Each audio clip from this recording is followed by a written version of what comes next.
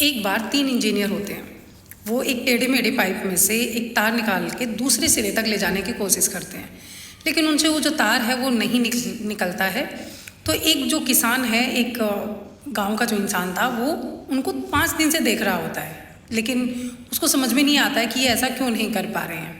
तो उनके पास जाता है और उनसे कहता है कि साहब, एक बार क्या मैं कोशिश करके देखूं जो काम आप कर रहे हो।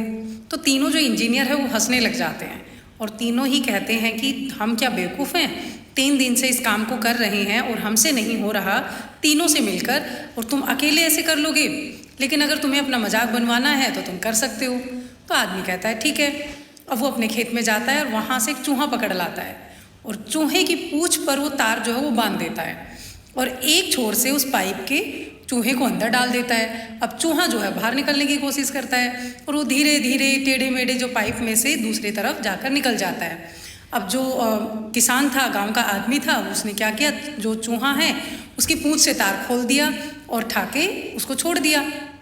अब जो इंजीनियर है वो बड़े ही शर्मिंदा होते हैं और सोचते हैं कि ये कितना आसान काम था जो कि हम नहीं कर पाए। तो दोस्तों, कभी भी किसी भी इंसान को छोटा नहीं समझना चाहिए।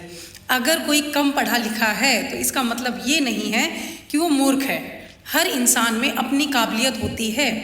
डिग्रीज सिर्फ कागज़ के एक टुकड़े होते हैं अगर वो आपको दूसरों की रिस्पेक्ट करना नहीं सिखाते तो।